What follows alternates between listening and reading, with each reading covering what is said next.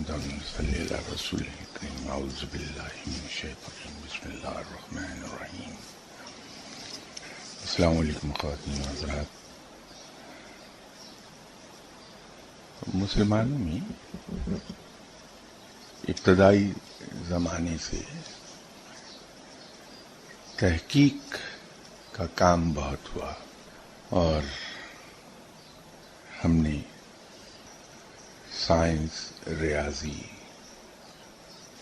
Astronomy جیسے مشکل fields میں بہت کام کیا اور دنیا کو ہم نے بہت سی نئی جہتوں سے روشناس کرایا. اس کا اقرار ویسٹ، جسے آج ہم تمام دنیا کے لیے روشنی کا مینار کہتے ہیں اور ان کی ترقی پر رشک کرتے ہیں، وہ بھی میں نے جیسے ایک بار پہلے بھی عرض کیا تھا کہ مختلف اوقات میں ایسے پروگرام رن کرتے ہیں اپنے ٹیلی ویژن پر اور ریڈیو پر جس میں وہ اس چیز کا برملا اقرار کر رہے ہوتے ہیں کہ بلکہ اس پروگرام کا نام ہی BBC یہ رکھتا ہے کہ واٹ مسلمز ڈیڈ فار اس، اور وہ ہماری تحقیق کے بارے میں بڑے لاؤڈلی اقرار کرتے ہیں کہ ویسٹ آج جہاں ہے، اگر مسلمانوں نے یہ بنیادی کام نہ کیا ہوتا تو ہماری سائنسی ترقی اس عروج تک نہ پہنچتی جہاں آج ہے. وہ اس کا بھی اقرار کرتے ہیں کہ جب انہوں نے اسپین کو فتح کیا تو ان کی ناسمجھی کی وجہ سے، نادانی کی وجہ سے مسلمانوں کی کیے گئے تحقیق کے ایک بڑے کام سے متعلق ڈاکومنٹیشن ضائع ہو گئی، انہوں نے جلا ڈالی تھی. اس کو اقرار کرتے ہیں، لیکن جو کچھ بھی باقی بچا اس کو یہ سمیٹ لائے اور تحقیق کے جس کام کو ہم نے روک دیا تھا اسپین میں عروج کے بعد، اس کو انہوں نے آگے بڑھایا. تو جہاں اس قسم کے علوم پر ہم نے بہت کام کیا، ہمارے کچھ قابل فخر صاحب علم بھی ایسے گزرے جنہوں نے علم پر، قرآن پر، فقہ پر اور حدیث پر بے پناہ تحقیقی کام کیے. انہی میں ایک نام جناب حضرت امام غزالی رحمۃ اللہ علیہ صاحب کا ہے. ایک زمانے میں ایک سیمینار تھا میرے مرشد صاحب کی، عرس کے موقع پر ہر سال ہوتا ہے، تو شاید موضوع اس وقت صاحب دعا تھا، تو ایک مقرر نے تحقیقی مقالہ پڑھا تھا. انہوں نے جناب امام غزالی رحمۃ اللہ علیہ صاحب کے بارے میں ایک فقرہ کہا جو ان کے نزدیک، ان کی تحقیق کے مطابق تو ان کی کمزوری تھی، لیکن میں یہ سمجھتا ہوں کہ وہی پہلو حضرت امام غزالی رحمۃ اللہ علیہ صاحب کا جس کو ان مقرر نے اپنی تحقیق کے ذریعے ایک کمزور پہلو ظاہر کیا، وہ در حقیقت ان کی سب سے بڑی اسٹرینگتھ تھا. ان مقرر کی تحقیق کے مطابق یہ شک ہے جو انسان کو آگے بڑھنے سے روکتا ہے، اور ان کا فرمانا یہ تھا کہ حضرت امام غزالی رحمۃ اللہ علیہ تمام عمر شک کا شکار رہے، جبکہ میری رائے میں یہ شک ہے جو انسان کی تحقیق کو آگے بڑھاتا ہے، اور جو انسان کسی چیز کی تحقیق کرتا ہے تو اس کے علم میں اضافہ ہوتا ہے. تو حضرت امام غزالی رحمۃ اللہ علیہ علم کے جس بلند مقام پر فائز ہوئے، اس میں ان کی اس عادت کو زیادہ دخل، اور حضرت امام غزالی رحمۃ اللہ علیہ نے اپنی زندگی میں بہت سی نادر کتابیں لکھی اور ایسے ایسے مقالے لکھے کہ اگر انہیں انسان پڑھے تو حیرت میں ڈوب جاتا ہے کہ یہ نکات کہاں سے نکال کر لائے. ہم لوگ، کم سے کم میں، اپنی سطحی سوچ کی وجہ سے یہ سمجھتا ہوں کہ اگر میں نے کلمہ پڑھ لیا تو میں مسلمان ہو گیا، اور میری سوچ یہیں آ کے رک جاتی ہے، جبکہ جناب امام غزالی رحمۃ اللہ علیہ صاحب کی سوچ کی ابتدا ہی یہاں سے ہوتی ہے، جہاں مجھ جیسے ایک عام انسان کی سوچ کی انتہا ہے، وہاں سے امام غزالی رحمۃ اللہ علیہ صاحب کی سوچ کی ابتدا ہوتی ہے۔ کلمہ پڑھ کر انسان مسلمان تو ہو گیا، لیکن انسان کی اصل کیا ہے، اس پہ مجھے تو یہ توفیق نہیں ہوئی کہ میں کبھی اس پہ غور کرتا کہ مسلمان کی اصل کیا ہے۔ بات یہ ہے کہ جو کلمہ ہم پڑھتے ہیں اور اس کلمہ کو پڑھنے کے بعد ایک غیر مسلم مسلمان ہو جاتا ہے، اس کی ابتدا ہی نفی سے ہوتی ہے، لا۔ تو ایک زمانے میں یہی گفتگو کے دوران میں نے عرض کیا تھا کہ اسلام میں ہر کام کی، ہر اہم کام کی ابتدا ہی نفی سے ہے۔ تو ایک انسان کا مسلمان ہو جانا اس کی زندگی کا سب سے اہم اور سب سے مبارک کام ہے، تو اس کی ابتدا بھی وہ نفی سے کرتا ہے کہ اس نے نفی کر دی۔ وہ ظاہری معنوں میں تو نفی اس بات کی ہے کہ اللہ کے سوا کوئی معبود نہیں، لیکن در حقیقت وہ یہ کلمہ پڑھنے کے بعد اپنے تمام گزشتہ عقائد کی نفی کر رہا ہے۔ قرآن پاک میں بھی اللہ تعالیٰ نے جہاں کسی چیز پر زور دیا ہے، جہاں میجر ایمفیسس ہے رب تعالیٰ کا کسی چیز پر، اس کو اس نے لا ہی سے شروع کیا ہے۔ مسلمان کی اصل بندگی ہے، اور بندگی بھی کیسی کہ اپنے آقا کی انکنڈیشنل بندگی، جہاں کیوں کا کوئی سوال نہیں ہے۔ اور اس بندگی کی اصل کیا ہے، وہ بندگی آئے گی کہاں سے؟ وہ ہے عبادت سے۔ اور عبادت کی اصل جناب حضرت امام غزالی رحمۃ اللہ علیہ صاحب نے بڑے عجیب رنگ میں بتائی کہ عبادت کی 10 اصل ہیں،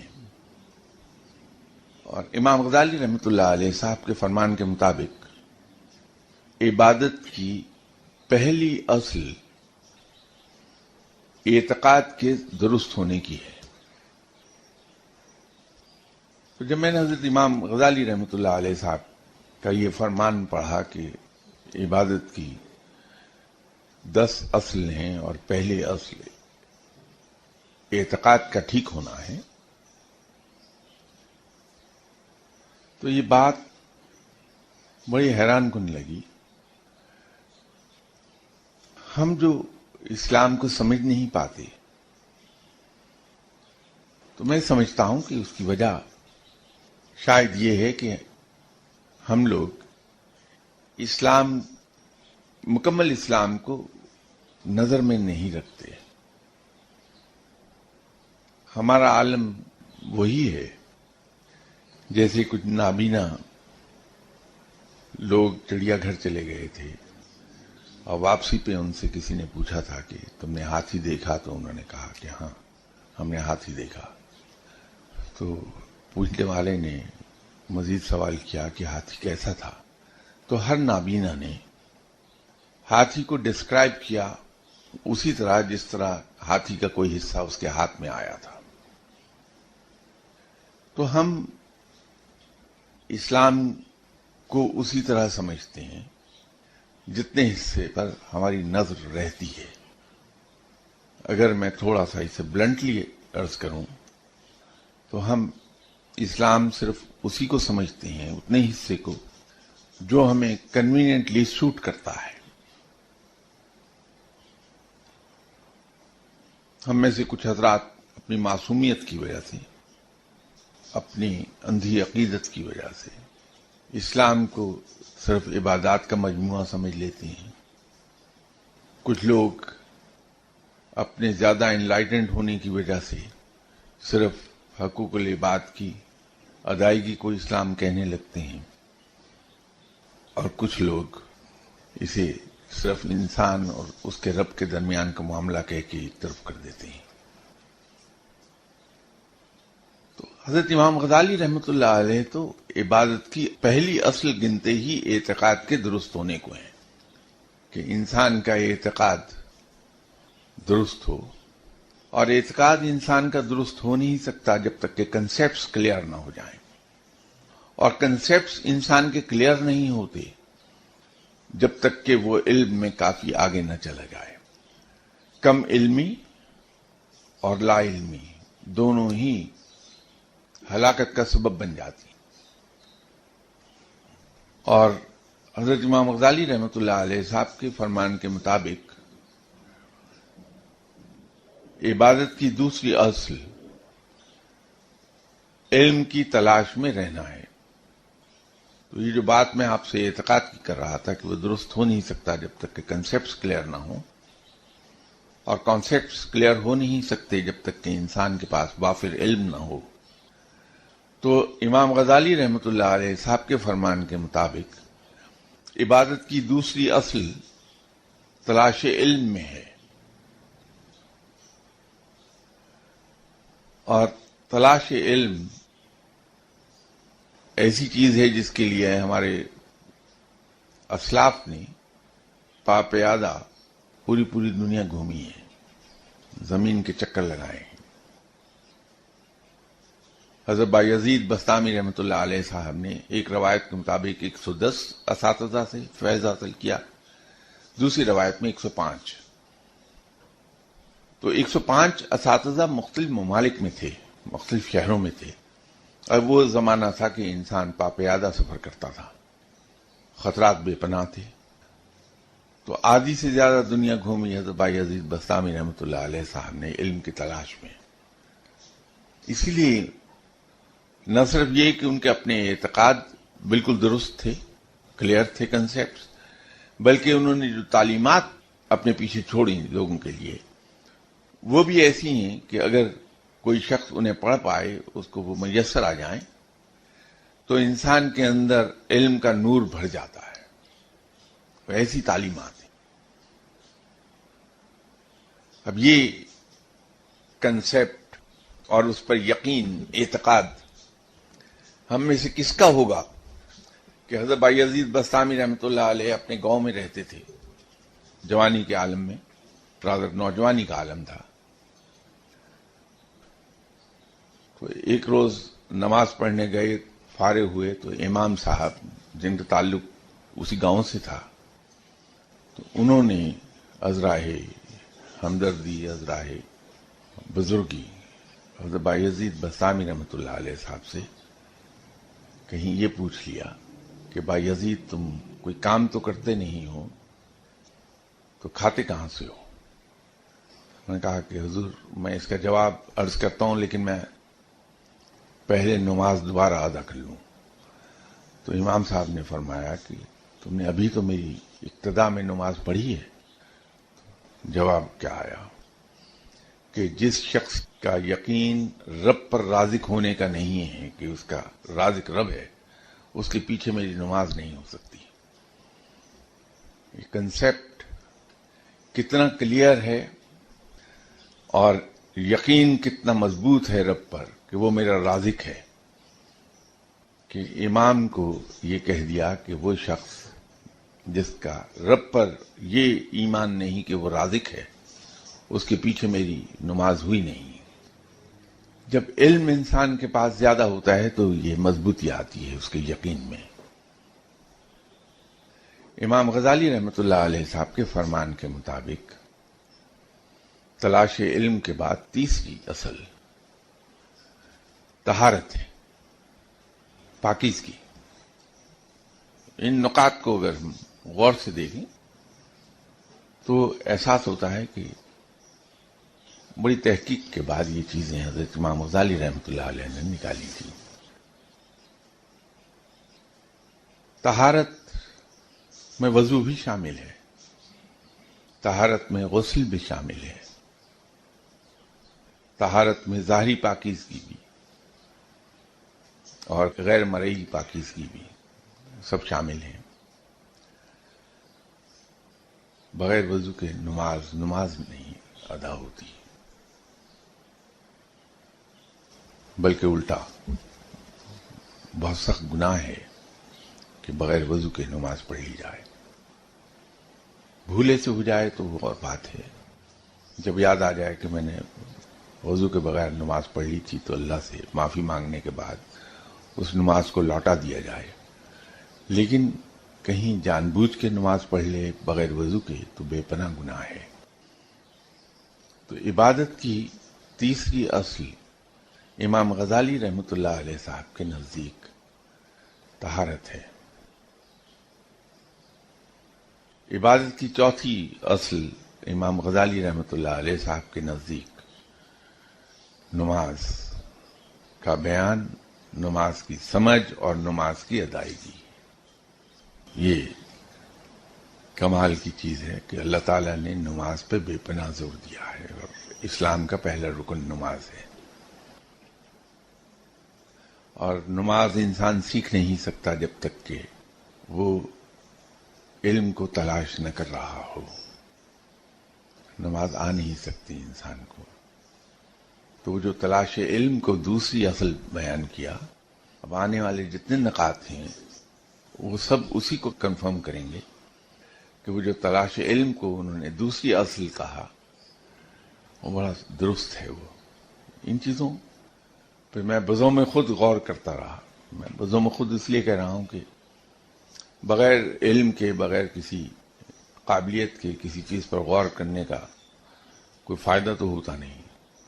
تو میں بغیر علم کے غور کرنے کی کوشش کرتا رہا. مجھے تو یوں لگا کہ امام غزالی رحمۃ اللہ علیہ صاحب نے ان 10 نکات میں ایک سمندر سمو دیا ہے. ایک ایک نقطے کو اگر بہت گہرائی سے ہم دیکھنے لگیں گے تو بڑا ایک عجیب احساس ابھرتا ہے اندر کہ کیا تحقیق تھی حضرت امام غزالی رحمۃ اللہ علیہ صاحب کی. تو وہ چوتھا نقطہ آپ نے نماز کا بیان، نماز کی ادائیگی، نماز کا ذکر، وہ چوتھی اصل ہے عبادت کی. اور پانچویں اصل جناب امام غزالی رحمۃ اللہ علیہ صاحب نے جو بیان فرمائی وہ ترتیب وہی ہے جو قرآن میں ہے کہ نماز کے ساتھ زکوٰۃ کا ذکر آتا ہے. تو پانچویں اصل عبادت کی جناب امام غزالی صاحب نے زکوٰۃ کے ذکر اور زکوٰۃ کے بیان اور زکوٰۃ کی ادائیگی پر معمول کیا ہے اس کو، کہ اگر ہم عبادت کی اصل تک پہنچنا چاہتے ہیں تو یہ پانچویں اصل زکوٰۃ ہے. اور چھٹا نقطہ جو بیان کیا حضرت امام غزالی رحمۃ اللہ علیہ صاحب نے وہ حج ہے. اب حج کا بیان اور حج کی ادائیگی یہ 7واں نقطہ ہے اس کا. ہم لوگ حج پر جاتے ہیں. ایک بڑی مزے کی چیز یہ ہے کہ بہت لوگوں نے مجھ سے بھی اور دوسرے حضرات سے بھی ایک بات کا پرائیویٹلی ذکر کیا کہ تجربے میں یہ آیا ہے کہ ہم حج پہ جاتے ہیں اور عمرے پر جاتے ہیں، دعا مانگتے کچھ ہیں، قبول کچھ اور ہوتی ہے. یہ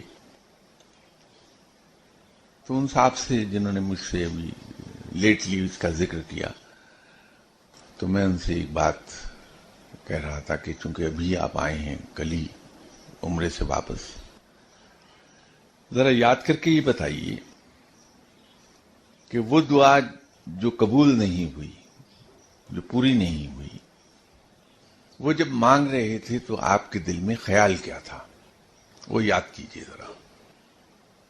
تو آگے مجھے کہنا نہیں پڑا کچھ، تو جو ہی انہیں وہ بات یاد آئی تو کہنے لگے کہ کمال ہے، جو دل میں تھا وہ دعا پوری ہو گئی، جو زبان سے دعا مانگی وہ پوری نہیں ہوئی. تو ہوتا یہ ہے کہ جب ہم حج یا عمرے پر جاتے ہیں تو زبان سے کچھ اور دعا جاری ہوتی ہے، ادائیگی کچھ اور ہو رہی ہوتی ہے، دل میں خیال کچھ اور ہوتا ہے. تو عام طور پر انسان کی وہی چیز پوری ہو جاتی ہے جس کو وہ دل میں سوچ رہا ہوتا ہے. تو یہ حج کی قبولیت، اکثر لوگ یہ فرماتے ہیں کہ اللہ آپ کا حج مبارک کرے. اگر کبھی ایسا ہو جائے کہ اللہ مجھے توفیق بخش دے اور میں کہیں اللہ تعالیٰ کے گھر پہ حاضری دے دوں تو میں تو ہر ایک سے یہ درخواست کروں گا کہ اس کی مبارکباد مت دو، میرے لیے دعا کر دو کہ اللہ اسے قبول فرما لے، کیونکہ حج کا اور عمرے کا قبول ہونا بڑا ضروری ہے.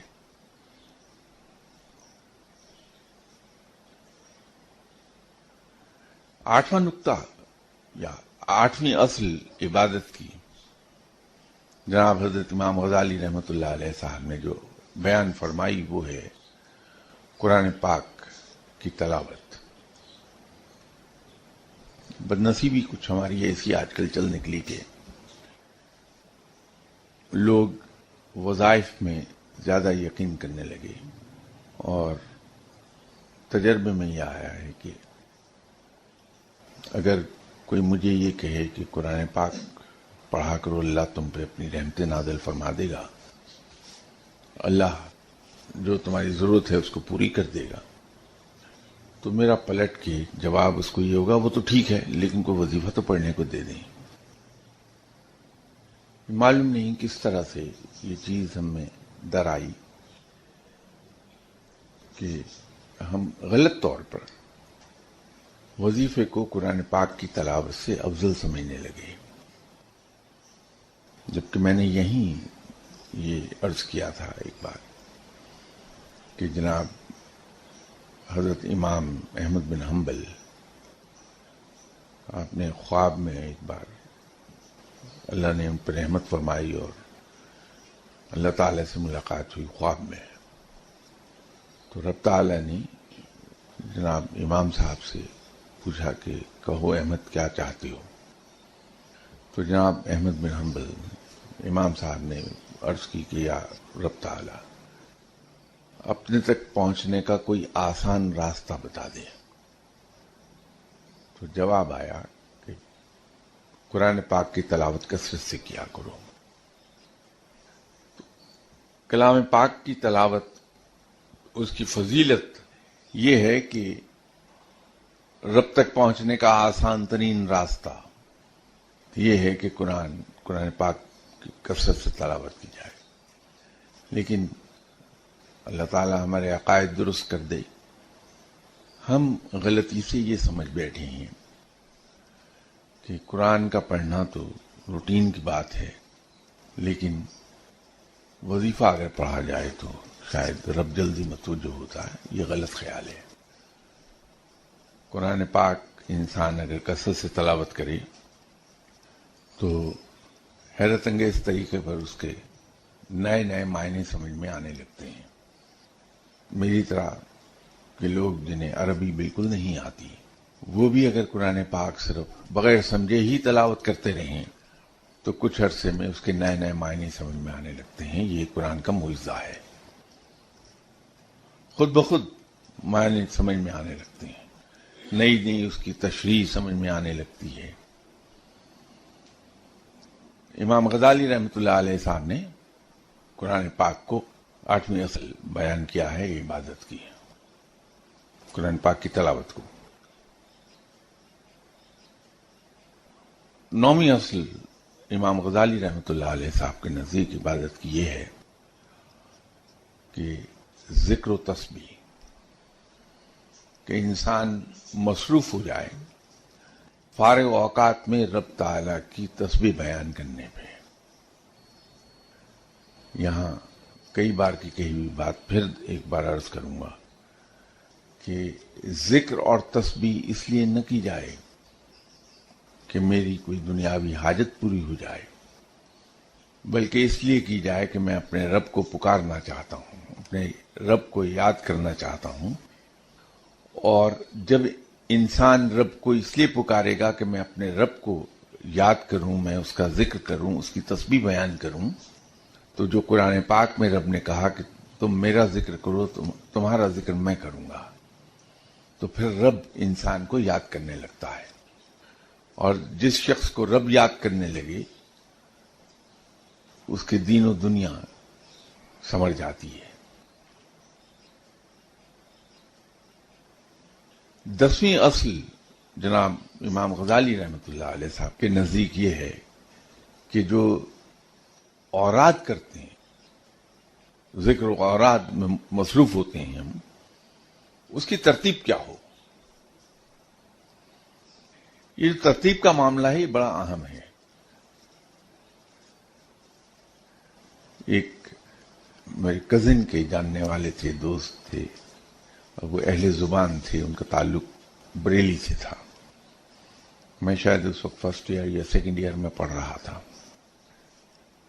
تو عمر میں خاصے بڑے تھے، تو جب وہ تشریف لاتے تھے تو ان کو لک آفٹر کرنا میری ذمہ داری بن جاتی تھی کہ میں عمر میں سب میں چھوٹا تھا اس وقت. مجھے معلوم نہیں کہ کس طرح سے ان کو یہ غلط فہمی ہوئی میرے بارے میں یا خوش فہمی ہو گئی کہ میں بھی اہل زبان ہوں. ایک روز وہ کہیں بیٹھے تھے اور وہیں ایک صاحب کھانا کھا رہے تھے، اور وہ صاحب جو کھانا کھا رہے تھے خاصی دیر سے وہ کھانے میں مبتلا تھے. تو انہوں نے مجھے کہا کہ سرفراز صاحب، ایک پنجابی میں اور ایک اہل زبان میں اتنا ہی فرق ہے جتنا ایک بھینس میں اور ایک بکری میں. اگر بکری چارے کو منہ مار رہی ہو تو آپ ہلکا سے ہش کیجئے تو چھوڑ کر ایک طرف ہو جاتی، لیکن بھینس اگر کھرلی میں منہ ڈالے ہوئے ہو تو جب تک کہ اسے 2-4 لاٹھیاں نہ ماری جائیں وہ کھرلی سے منہ نہیں نکالتی. تو پنجابی بھی جب کھانے بیٹھتا ہے تو اس کو پولیس ہی کھانے سے ہٹائے تو ہٹتا ہے. تو میں نے ان کی طرف دیکھا اور بڑے اطمینان سے کہا کہ ربانی صاحب، میں خود بھی پنجابی ہوں. ارے ہیں، اچھا. تو چونکہ پنجابی ہوں تو یہ اورات کی ترتیب کا جو سبق تھا یہ 2-4 لاٹھیاں کھانے کے بعد ہی مجھے سمجھ میں آیا، اور وہ کوتاہی آج بھی کہیں نہ کہیں ہو جاتی ہے. یہ ترتیب بہت اہم ہے، اور خود ذکر اذکار اس ترتیب کو توڑنے نہیں دیتے. بہت مار پڑتی ہے اس پہ. ایک ذکر اگر آپ نے شروع کیا، 2-3 مہینے 4 مہینے 6 مہینے پڑھ رہے ہیں، اس کے بعد ایک کوئی اور ذکر آپ کے ہاتھ لگا، وہ آپ نے اس کے بعد شروع کر دیا. پھر کچھ عرصے کے بعد تیسرا ذکر ہاتھ لگ گیا، وہ شروع کر دیا آپ نے. کبھی بھولے سے یہ ہوا کوئی نمبر 6 پر پڑھا جانے والا ذکر آپ نے نمبر 2 پر کر لیا. تو میں نے جیسے عرض کیا کہ 2-4 لاٹھیاں کھانے سے پہلے تو سمجھ آتی نہیں بات کی، تو یہ سوچا کہ کیا ہے اس کو، ذکر کر تو لیا، 6 نمبر کی بجائے 2 پر کر لیا، 2 والے کو 6 پر لے گیا ہوں، کیا ہوا اس سے. لیکن معلوم یہ ہوا کہ گھنٹے کے بعد جو مار پڑی ہے تو وہ سمجھ میں نہیں آ رہا کہ ہوا کیا، مجھ سے کیا غلطی ہو گئی جو آج یہ مار پڑنی شروع ہو گئی. تو جب غور کیا تو پتہ لگا کہ اور کوئی غلطی نہیں ہوئی، میں نے ترتیب توڑ دی. پھر کچھ عرصے میں بھول گیا میں، پھر کہیں ترتیب ٹوٹ گئی تو پھر مار پڑ گئی، پھر سمجھ میں آئی. تو اب یاد رہتا ہے، جس دن مار پڑتی ہے تو بغیر سوچے پتہ لگ جاتا ہے کہ ترتیب میں کہیں غلط کر گیا. تو یہ جو اورات کی ترتیب ہے اس کو وہ ریفر کر رہے ہیں. ہم نماز میں قرآن پاک کی تلاوت کرتے ہیں مختلف سورتوں کی،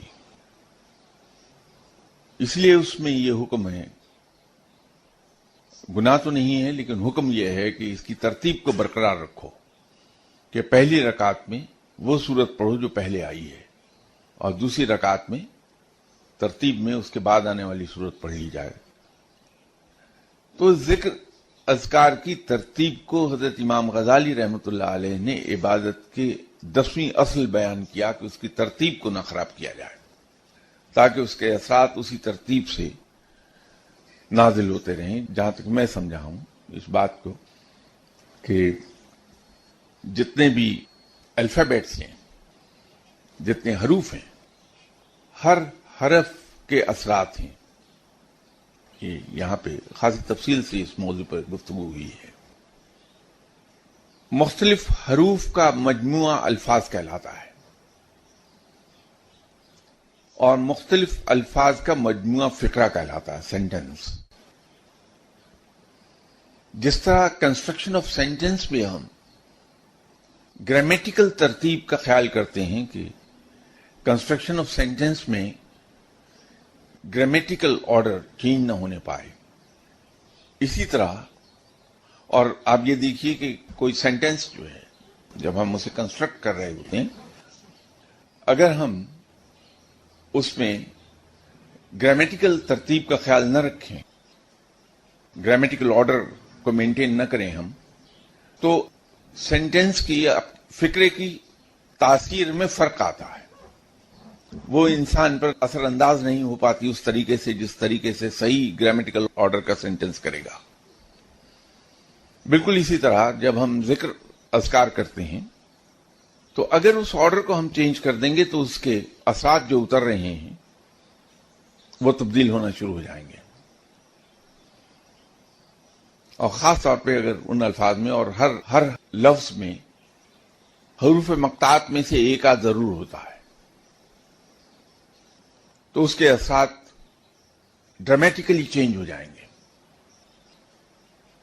تو اس کی ترتیب کا قائم رہنا بڑا ضروری ہے۔ ایک بہت جامع اور بہت ہی سریع الاثر دعا ہے کہ یا اللہ تو میری کوتاہیاں، غلطیاں، نافرمانیاں اور میرے گناہ معاف فرما دے، ان سے صرف نظر کر لے، مجھ پہ رحم فرما اور مجھ پر اپنی رحمت نازل فرما دے۔ اب یہ بہت جامع دعا ہے، لیکن اس کی ایک ترتیب ہے۔ اس ترتیب کو اگر ہم تبدیل کر دیں تو یہ اس کی اثر اندازی میں فرق آ جائے گا، بلکہ ہو سکتا ہے کہ اس کی قبولیت میں ہی فرق آنے لگے، حالانکہ بہت سریع اللفظ ہے۔ اس کا آرڈر اس طرح سے ہے کہ ہم سے کچھ کوتاہیاں اور غلطیاں انوسینس میں ہو جاتی ہیں، وی وڈنٹ نو کہ ہم سے غلطی ہو رہی ہے، وہ انوسینٹ مسٹیک ہے۔ کچھ پلانڈ مسٹیکس ہیں، جانتے بوجھتے ہوئے غلطی کر جاتے ہیں، آئی نو کہ یہ غلطی ہے لیکن پھر بھی میں کمٹ کر لوں گا اسے، دیٹ از پلانڈ مسٹیک۔ تو سب سے پہلے جو اللہ تعالی سے درخواست کی وہ کوتاہیوں کی ہے کہ میں آپ سے باتوں میں لگ گیا اور میری نماز قضا ہو گئی، یہ کوتاہی ہے میری۔ غلطی، اس کی کوتاہی کے بعد میں معافی مانگ رہا ہوں، اس میں انوسینٹ مسٹیک بھی آ گئی اور پلانڈ مسٹیکس بھی آ گئی۔ اس کے بعد نافرمانی کی میں نے معافی مانگی رب تعالیٰ سے کہ میں بشری تقاضوں سے مجبور ہو کر میں نے اگر نافرمانی کر لی، وہ کام کر لیا جس سے اللہ نے منع کیا، یا وہ کام نہ کیا جس سے اللہ نے کرنے کو حکم دیا ہے، تو نافرمانی میں آ جائے گی، ڈس اوبیڈینس ہو گئی، ڈیفائنس میں آ گئی بات۔ آخر پر جا کے میں نے گناہوں کی معافی طلب کی۔ میں اپنی نہیں بات کر رہا، میں کر رہا ہوں، میں تو اس آرڈر کی بات کر رہا ہوں۔ تو سب سے پہلے تو مجھ سے جو کوتاہیاں ہو گئیں، غلطیاں ہو گئیں، نافرمانیاں ہو گئیں، گناہ ہو گئے، ان کے لیے اللہ سے میں نے معافی مانگ لی کہ تم مجھے معاف فرما دے، اس سے صرف نظر کر لے۔ جب یہ معافی مانگ لی تو اگلی بات سزا سے بچنے کی ہے کہ تو انہیں معاف فرما دے اور مجھے کوئی سزا نہ دے، مجھ پر رحم کر دے تو، کیونکہ تیرے اختیار میں ہے کہ تو سزا دے دے یا تو معاف کر دے۔ تو میں تیرے معاف کر دینے کی جو صفت ہے اس کا واسطہ دے کر تجھے عرض کر رہا ہوں کہ تم مجھ پر رحم فرما دے۔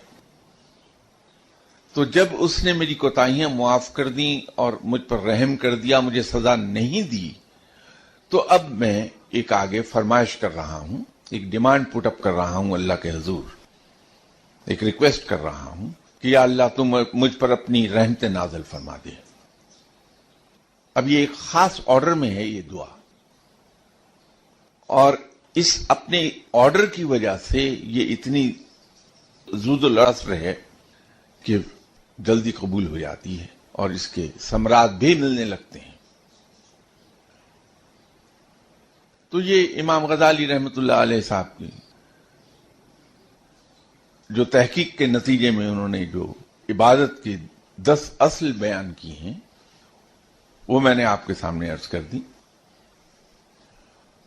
اللہ تعالی سے دعا کیجیے کہ اللہ مجھے توفیق بخش دے اور میں اگلی اتوار تک زندہ رہوں، تو پھر میں آپ کی خدمت میں جیسے مسلمانیت کی ایک اصل عبادت میں نے عرض کی آپ سے اور اس کے آگے پھر اس کی 10 اصل عبادت کی بیان کر دی، تو میں اس کی اگلی مسلمانیت کی اگلی اصل بیان کر سکوں آپ کے سامنے۔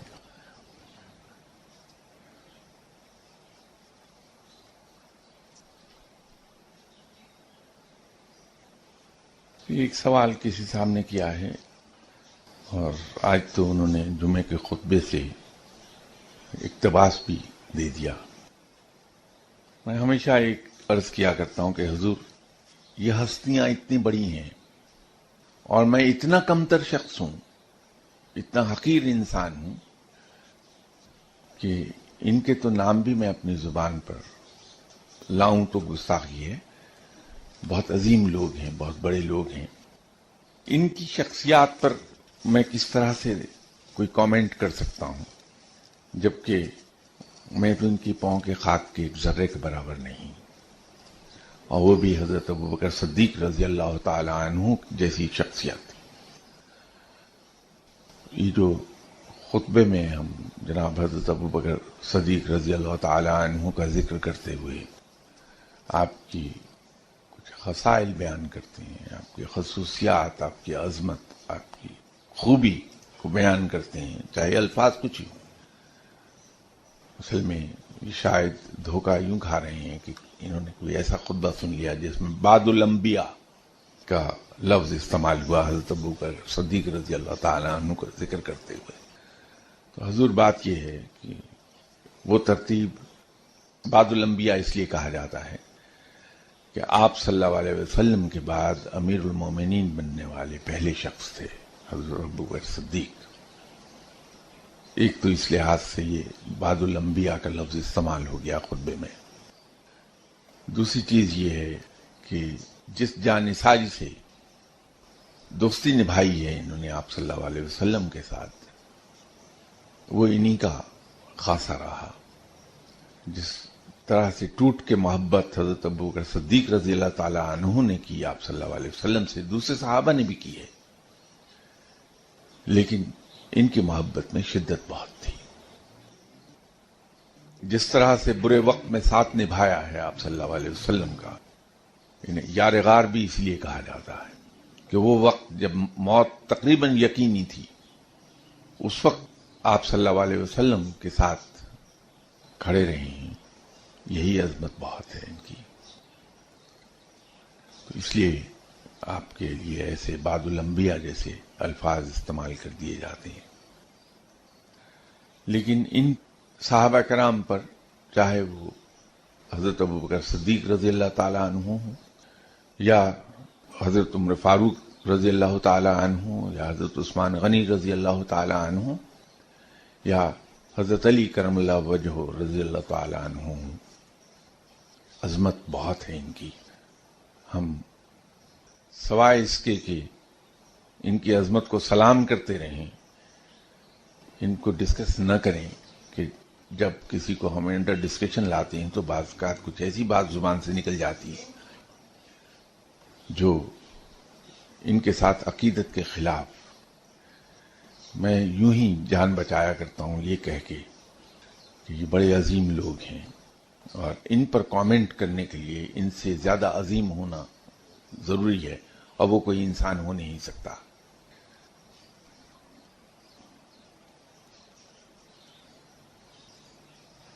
ایک اور اسی سوال کے اندر ایک سوال ہے کہ کیا آج بھی تمام صحابہ کا علم کا فیض جاری ہے؟ اس کا مختصر جواب جی ہاں. اسے آگے تفصیل میں نہ میں جا پاؤں گا نہ کوئی شاید دوسرا جا پائے، لیکن علم کا فیض جاری ہے سب صحابہ کرام کا. اور اس میں اسی سوال میں انسان نے پوچھا ہے کہ یا صرف جناب سیدنا حضرت علی کرم اللہ وجہ کا علم کا فیض جاری ہے. دوسرے صحابہ کرام اور حضرت علی کرم اللہ وجہ کا ایک جگہ فرق ہے. ایک تو علم کے شہر کے دروازہ آپ صلی اللہ علیہ وسلم نے انہیں قرار دیا ہے، اور جو چیز آپ صلی اللہ علیہ وسلم فرما دیں وہ غلط ہو نہیں سکتی کبھی، اور وہ ثابت بھی ہوتی ہے کہ جناب حضرت علی کرم اللہ وجہ کی جو فرمودات ملتے ہیں ایسے ایسے فرمودات ہیں کہ انسان کی عقل دنگ رہ جاتی ہے کہ یہ صرف ایک جملے میں پوری کائنات بند کر دی ہے. میں نے یہاں ایک بار ایک مثال دی تھی کہ جب حضرت علی کرم اللہ وجہ نے یہ فرمایا کہ مجھ سے پوچھو جو تم پوچھنا چاہتے ہو میں بتاؤں گا پیشتر اس کے کہ میں تم میں نہ رہوں، تو کسی نے ایک بہت ہی لاجواب سوال پوچھا تھا،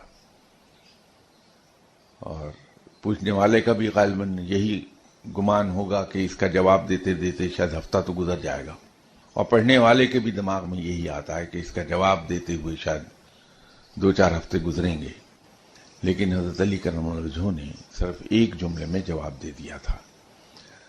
تو پوچھنے والے نے حضرت علی کرم اللہ وجہ سے ہی پوچھا تھا کہ حضور وہ کون سے جاندار ہیں جو بچے دیتے ہیں اور کون سے جاندار انڈے دیتے ہیں؟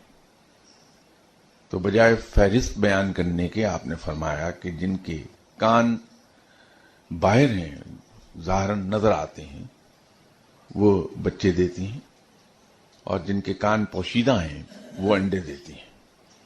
اب آپ تحقیق کرتے رہیے، یہ ہمیشہ اسے سچ پائیں گے. تو جہاں علم و دانش اس درجے کی ہو، یا جس طرح ایک مقدمے کا فیصلہ میں نے شاید یہاں بیان کیا تھا کہ مدینہ منورہ کی ایک ہی گلی میں ایک ہی وقت میں 2 خواتین نے بچوں کو جنم دیا، ایک کے یہاں لڑکا اور ایک کے یہاں لڑکی. لیکن 2-3 دن کے بعد دونوں خواتین نے دعویٰ دائر کر دیا، اور ہر خاتون کا یہ دعویٰ تھا کہ لڑکا میرا ہے. تو جب اس کا فیصلہ کہیں نہیں ہو پایا تو حسب دستور یہ مقدمہ حضرت علی کرم اللہ وجہ کے سامنے پیش کر دیا گیا کہ آپ اس کا فیصلہ کر دیں. یہ دستور رہا ہے تمام خلفائے راشدین کے زمانے میں کہ مشورے کے لیے بھی حضرت علی کرم اللہ وجہ کو رجوع کیا جاتا رہا ہے، اور ایسے مقدمات جو کوئی قاضی جس کا فیصلہ نہ کر پائے وہ مقدمات بھی حضرت علی کرم اللہ وجہ کے سامنے پیش کر دیے جاتے تھے. تو حضرت علی کرم اللہ وجہ نے اس کا فیصلہ 2 منٹ میں کر دیا کہ یہ لڑکا کس کا ہے اور لڑکی کس عورت کی ہے. تو آپ نے یہ فرمایا کہ دونوں خواتین کے دودھ کی ایک ہی مقدار لے لی جائے، اور اس دودھ کا دونوں خواتین کے دودھ کا وزن کر لیا جائے. جس عورت کے دودھ کا دوسری عورت کے دودھ سے وزن دگنا ہو لڑکا اس کا ہے، اور جس کے دودھ کا وزن 50% ہو وہ اس کی بیٹی ہے. اور وہ ثابت ہو گیا اور اصل ماں کے پاس بیٹا چلا گیا. یہ علم و دانش ہے جو حضرت علی کرم اللہ وجہہ کو عطا ہوئی تھی آپ صلی اللہ علیہ وسلم کی طرف سے، آپ صلی اللہ علیہ وسلم کی تربیت کی وجہ سے اور رب تعالیٰ کی رحمت کی وجہ سے. علم و دانش کے اس مقام پر تھے. یہ جو دودھ والا قصہ ہے یہ یورپ میں مجھ سے ایک محفل میں ایک انگریز کی طرف سے یہ سوال پوچھا گیا تھا. انفیکٹ وہ جو گروپ آف نان مسلمز آیا ہوا تھا اس محفل میں، جیسے یہاں یہ جمتی ہے محفل، وہ ان کا جوائنٹ کوسچن تھا کہ آپ عورت کو آدھا انسان کیوں کہتے ہیں. وہ گواہی کی طرف ان کا اشارہ تھا کہ اسلام میں ایک مرد کی گواہی 2 عورتوں کی گواہی کے برابر ہے. تو اس کو انہوں نے دوسرے الفاظ میں انٹرپریٹ کر کے سوال کیا کہ آپ عورت کو آدھا انسان کیوں مانتے ہیں. نان مسلم کو کنونس کرنے کا جو طریقہ میں سیکھ سکا، امریکہ میں بھی ان لوگوں سے واسطہ پڑتا رہا، ویسٹرن یورپ میں بھی، اور ایسٹرن یورپ کے بھی ایک ملک میں یہ ان سے میرا واسطہ رہا. ایک تو شاید اپنی جہالت کی وجہ سے میں ویسے ہی اپولوجیٹک نہیں ہوتا کسی بات پر. اسلام سے متعلق اگر کوئی مجھ سے سوال کرے تو معلوم نہیں کیوں میں اپولوجیٹک نہیں ہوتا، کبھی معذرت خواہانہ رویہ نہیں ہوگا، بلکہ اس میں پرائیڈ لیتا ہوں کہ اگر کوئی مجھے کہہ دے کہ تم فنڈامنٹلسٹ ہو تو میں تو یہ کہتا ہوں آئی وش کہ میں فنڈامنٹلسٹ ہوتا تو آپ میرا نام میلینیم کی 1000 پرسنالٹیز میں صلاح الدین ایوبی کی طرح لکھ دیتے. معذرت خواہی، I don't find any reason I should be apologetic for Islam. کوئی ریزن نہیں ہے. جو باتیں ہیں درست ہیں، فقط یہ ہے کہ ہمیں علم نہیں ہوتا. اپنی لا علمی میں ہم پٹ جاتے ہیں اور معذرت خواہی کا رویہ اختیار کر لیتے ہیں. قطعاً کوئی ضرورت نہیں اپولوجیٹک ہونے میں، اس کے پروف ہیں. تو اس سوال پر بھی میں اپولوجیٹک نہیں تھا. تو ایسا کہ نہ آدھا انسان اس کو مانتے ہیں نہ ہم کوارٹر. جو نیچر ہے وہ یہ ہے. آپ ہاسپٹل میں چلے جائیے، انگریز خواتین جنہوں نے ابھی جنم دیا ہے بچوں کو، آپ ان کے دودھ کی مقدار ایک جیسی لے لیں بیکر میں اور اس کا وزن کیجئے. ہر وہ خاتون جس نے بیٹے کو جنم دیا ہے اس کے دودھ کی اسپیسیفک گریویٹی دگنی ہوگی بنسبت اس خاتون کے دودھ کے جس نے بچی کو جنم دیا ہے. تو پہلے اس کا فیصلہ کرائیے کہ یہ بچی کو آدھا انسان نیچر بنا رہی ہے یا اسلام بنا رہا ہے. تو اس کے بعد ایک لمبی ڈسکشن تھی جو پھر اس کو سائنٹیفکلی پروو کیا کہ ماں کے دودھ میں کیا کیا انگریڈینٹس ہیں اور ان انگریڈینٹ سے کروموسومز جو انسان کے جسم میں پیئرز کی صورت میں ہیں وہ کس طرح فردر ڈیولپ ہوتے ہیں، اور ان کی ڈیولپمنٹ کے نتیجے میں خاتون صرف نازک کیوں بنتی ہے اور مرد اتنا سخت جان کیوں ہوتا ہے. اور یہ سب ہونے کے پیچھے حکمت کیا ہے وہ سب واضح کر دی 1.5 گھنٹہ 2 گھنٹہ کے لیکچر میں. نتیجہ یہ ہوا کہ اس کے بعد یہ سوال دوبارہ میرے سامنے اتنے سالوں میں کبھی نہیں آیا. تو حضرت علی کرم اللہ وجہہ سے بات چلی تھی، کہیں سے کہیں جا نکلی. حضرت علی کرم اللہ وجہہ کو ایک اور بہت سے اعزاز کے ساتھ ایک اعزاز ان کا یہ بھی ہے کہ امام طریقت ہیں. اس لیے یوں لگتا ہے کہ صرف حضرت علی کرم اللہ وجہہ کا فیض جاری ہے، نہیں، ایسا نہیں ہے. سب صحابہ کرام کے فیض جاری ہیں.